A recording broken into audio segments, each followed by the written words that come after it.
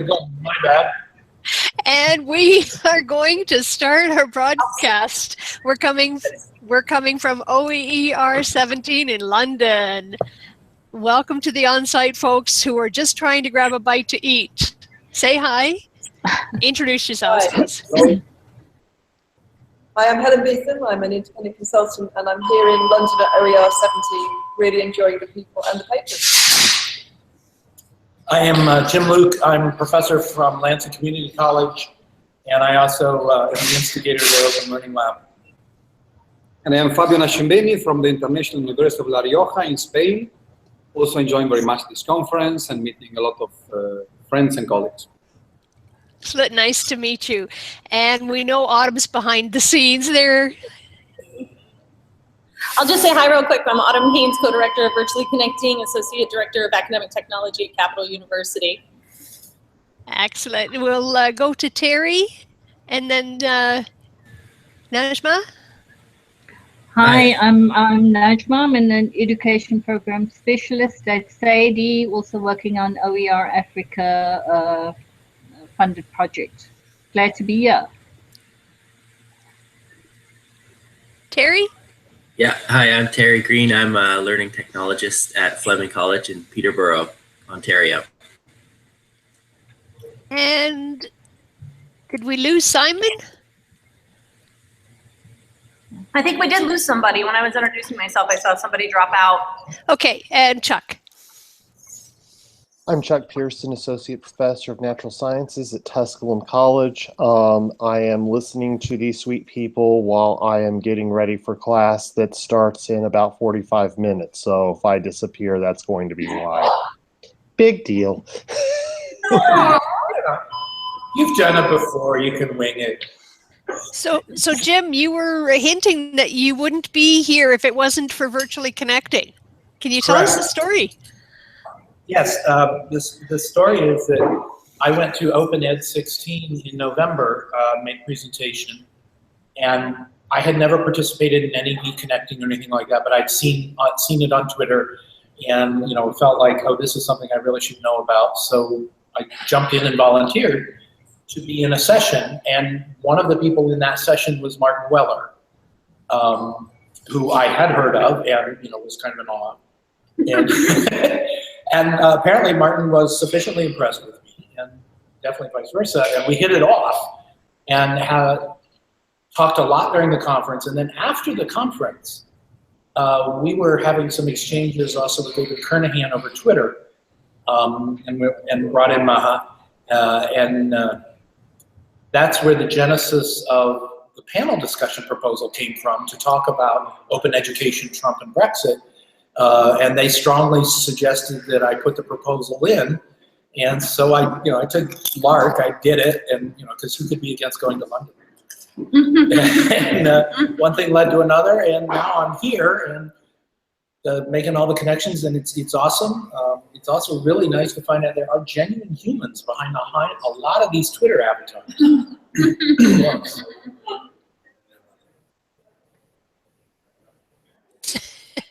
So Twitter, we can talk about Twitter avatars because that's a whole other story. Helen, I'm really happy to meet you because the number of Helens in the world are a limited crowd. So it's nice to meet another Helen. But I really admire the work that you're doing in open ed spaces. Can you tell us how the conference is for you in what you're doing? Well, it's strange that I'm the first time I've been to OER, in fact, which seems very odd because I know so many people here, and people keep saying, well, that they've seen me in other years, and I'm not sure who that was. Masquerading as me. But I feel really at home here because this year the conference is about the politics of OER, and I think that's something that some of us have been trying to bring in to the space in a more conscious way. Of course, the politics have always been there, but I mean to talk really about politics on a global scale is a really fascinating and exciting moment to be here for the first time. So we've heard from people all around the world about how kind of political movements, large and small, are affecting their work. And I think in the session I've just come out of, we were kind of rehearsing the old feminist adage that the personal is political. And I think that kind of cuts both ways with open practice. So on the one hand, we're all trying to insert ourselves into kind of established economies, if you like, of knowledge production and circulation with open practices, and finding ways of doing that. And on the other hand, open is creating new opportunities for us personally. So the kind of personal and political are really colliding in productive and sometimes uncanny ways for me. Yeah, if I can jump in. Well, the same is true for me. My first time in OER 17, even if I'm in OER, let's say, even if I'm at other conference anymore, especially European conferences and others, but I have to say, I really enjoy the community feeling here. It's like, typically in conferences, especially when it's the first time and not from a, let's say, Commonwealth or English-speaking background, as you can hear. I'm Italian, working in Spain, but really I felt at home, and it's really good feeling. I have to say, we have this inferiority complex coming from the south of Europe when we reach the UK, typically, or Australia or the US. But I have to say this was not the case here. And in terms of content, I have to say, I don't know how the guys here made it, but the feeling is that we talk about politics from the bottom. So it's I missed, I have to say, the debate on the Brexit and Trump. Unfortunately, I was speaking on another session, but the feeling is that really we are approaching policies from practice, which is actually, I think, the only way. Otherwise, it's not. Yeah.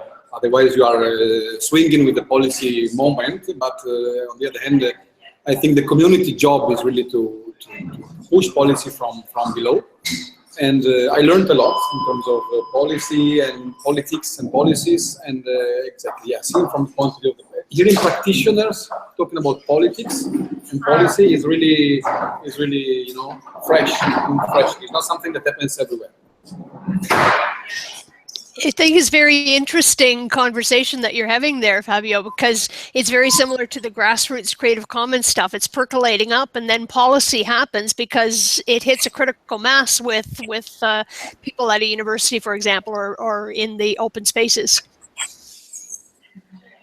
Although I think, on the other hand, we're all feeling some of the constraints on local practice that national and international events are creating. So one of the things that came up in the panel session that Jim was talking about yesterday was the kind of difference between open and public.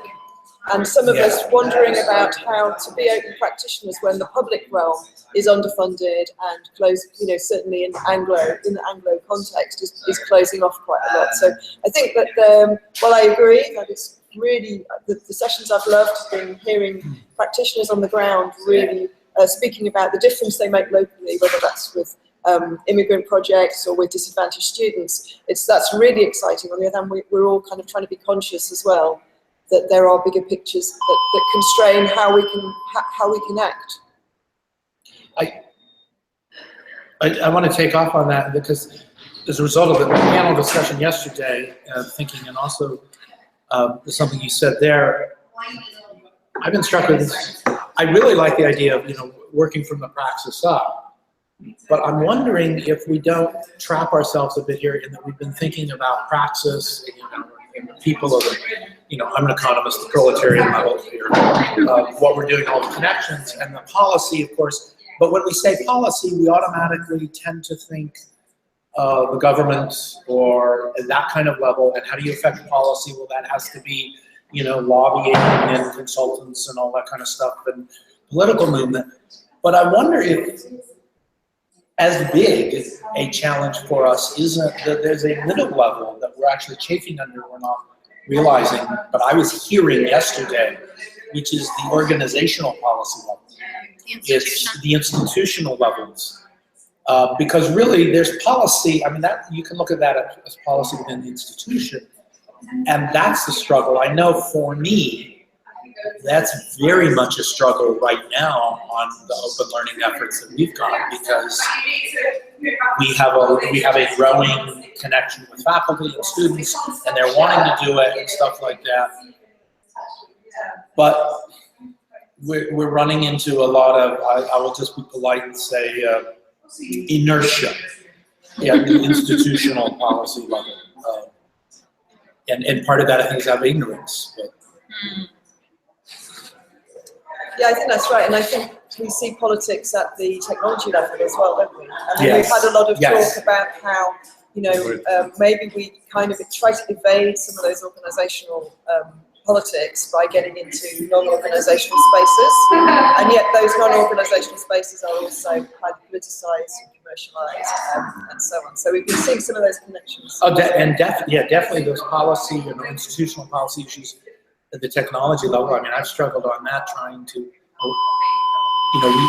we're providing web hosting for student blogs. And I mean, I went to the point of going, the URL for this is not lcc.edu, it's openlcc.net. And just trying to get that explanation to people. Okay, it's not the schools, it's their content. All we're doing is providing the hosting, the mechanism.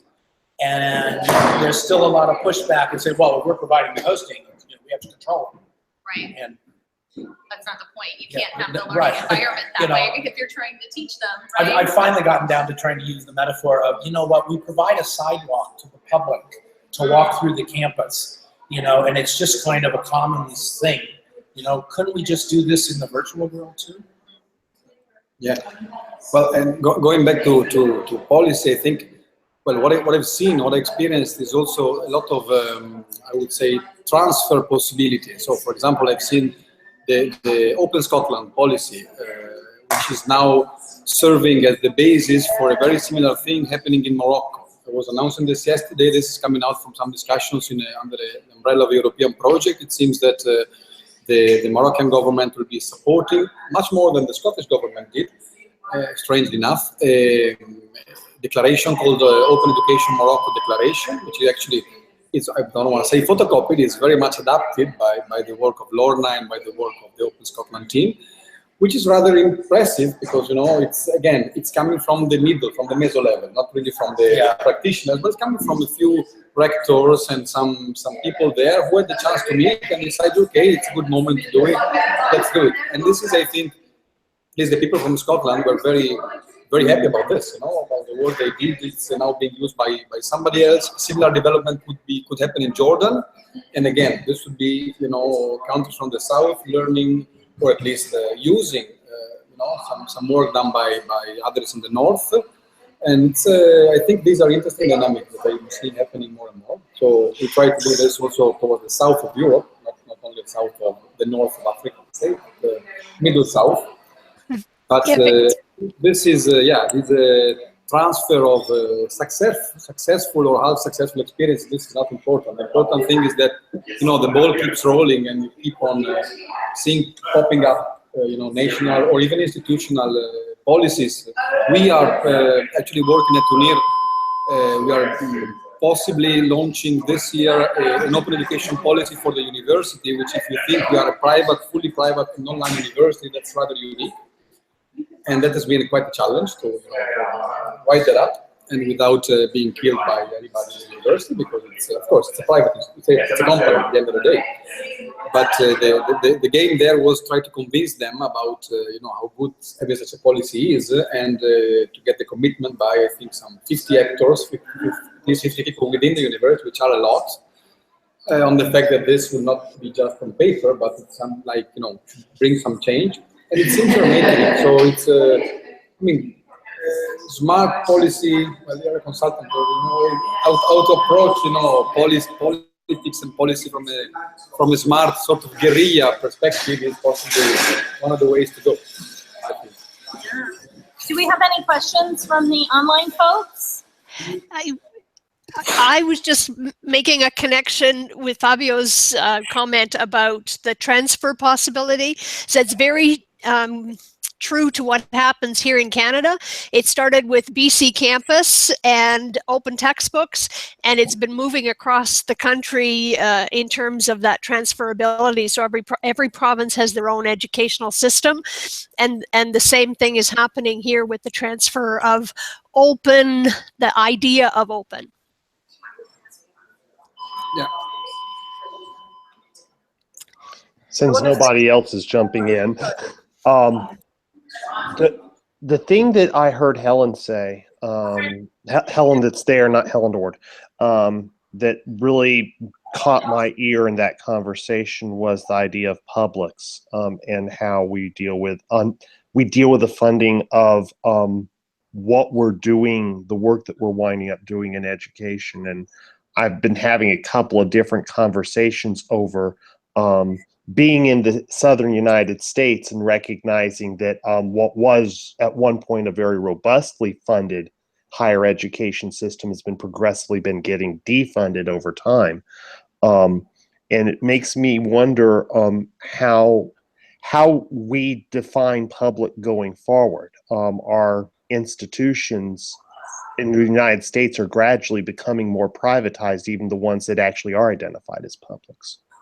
And how we actually can do our work more public, more in the open, even if we are working at a private institution like I am, or at a institution that supposedly is public but is getting decreasing amounts of public funding, like I used to be. Well, I think I have to pass that on a little to my colleagues, but I don't think publicly funded is the same as open. This is one of the arguments. Yeah. So, we have to find other publics, and we do that through other kinds of networks and the kinds of organisations we build, like this conference, in a sense, is an organisation we have built out of a community of practice. Right. But I think the loss of public spaces that are genuinely funded is really serious, because you can't sustain economies of exchange and sharing unless you have a long-term expectation of a shared commons of resources that people can draw on, and that requires sustained funding. So I think I would object to the kind of open movement pretending it can stand in for that kind of public funding. But at the same time, I think it's really important that within that intensely privatized economy, where people are forced to trade knowledge as monetized and as reputational benefit, that we find other kind of niche economies. And I think OER is a niche economy within that kind of privatized, commercialized economy of knowledge. And also, the economy of students. I mean, we're all in competition for students as well as in competition for valued knowledge. And I think OER disrupts that a little bit from the inside, but not enough, in my view. I don't mean to associate open with public. They're not going to be the same thing. We don't need to have publics that are supplanted by open exchange, by what we do in open pedagogy. But at the same time, we're dealing with the reality of whether we want our public institutions to be robust or not. The politicians have made the decision that we're drawing back. So, and Helen took off as I was in the middle of that conversation because she had to run to the next thing. Oh yes. I stepped in to sort of apologize for her, but yeah, I think you're right. I think that there's definitely this tension between free and open and public, and there's a lot of different language happening around, and I'm a huge fan of ambiguity and some nebulous kind of concepts, but we also have to realize that becomes a barrier for people. When people don't know what we're talking about, when we use these terms, it becomes difficult for them, or they get confused easily. Yeah. Well, yesterday I witnessed a nice presentation by Nicole Allen on how to communicate open. And apart from the details, I really like the fact that she was really going to the basics. It's not about telling people how good we are, how great advocates we are, how we fight for the good of the world, but really, what do we mean in simple terms, And even I think I agree with her that the UNESCO and the ULET and other definitions, well, maybe they've not been conceived or thought for the teacher that might decide to pick up, a few ideas. But so I think there is a need to reach a sort of a common denominator of concepts. At the end of the day, we will always have, dilemmas and tensions between public and open, and that's normal. I mean, any sort of innovation, this is a constantly changing landscape.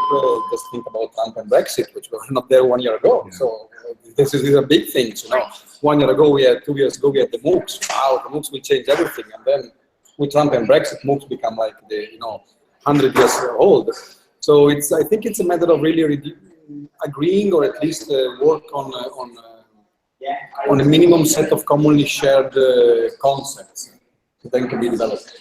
Thanks for mentioning Nicole Allen's work, because she does some really practical communication around open education, which is really well suited for our American context, where we're having to fight to justify our existence as educators on a regular basis. Something that has come up a lot at the conference here, I've been hearing repeatedly, is that we need to emphasize, the old what's open pedagogy, what's open OER, stuff like that. But what's really been coming up is the need to emphasize the pedagogy and the process. And what I was thinking this morning, we do ourselves a disservice too often by being content resource focused. In a dual way, because when we talk about education, too often we talk about the resources or the content. And if you think about it, that's not it. Resources are a thing. Education is a process. Learning is an experience. Now, and one of the disadvantages is, and this gets back to the public, and actually in some ways Trump and Brexit, is when we talk about the resources or when we talk about content, those are things. You're talking, that automatically for many people is going to connote property. And so there's a whole political spectrum that, there's just starting from the base assumption that private property should all be private, privatized, etc. It's a lot harder to argue against the open stuff when you're talking the education, you're talking the process. Because in that case, when you say open education, you say education is a process. Open, what you're really talking about is not, I should say, when you say open resources, for folks not in the movement, they think resources, property, you're talking communal property, that's communism. That's socialism, that ain't gonna work, you bunch of hippies. But if you think open education and you say process, then you're gonna connote, process, I want process to be open, that's freedom. We all know freedom, everything's got to be right, freedom. This is huge, Jim, because we get trapped. You guys are talking about politics, and I keep coming back to the old, is it the Tip O'Neill statement that politics is the art of the possible? Yes, yes. We get our language caught up in the Americanized dichotomy of conservative and liberal so often that we forget to have these communications about genuinely sharing and genuinely trusting one another and helping one another. This seems to be the theme I'm coming back to all the time when I'm on these conversations this week. So it is 1:08. We were supposed to end at 1:10. I don't want to keep anybody any longer. Do we have any final comments or anything? I know they're getting ready to start another session at the same time too. So yes. Thank y'all. One last comment for Chuck. Chuck, you and I need to Skype in late May. Yeah, we do. Because I have an idea that I'm working on, and it's called Virtual Lab Notebooks with portfolios, and I want to talk. Yes. Okay, just putting that putting that note out there. all right, well, thank you all so much. Yeah, no, thank you for joining us this morning, this afternoon from London. We appreciate the time you've taken. Nice to meet you again, Jim. Hi, thank you all. We'll stay connected, Fabio. Oh, well. Bye-bye. Bye. And I'm just going to stop the broadcast, and we can stay and chat for a little bit.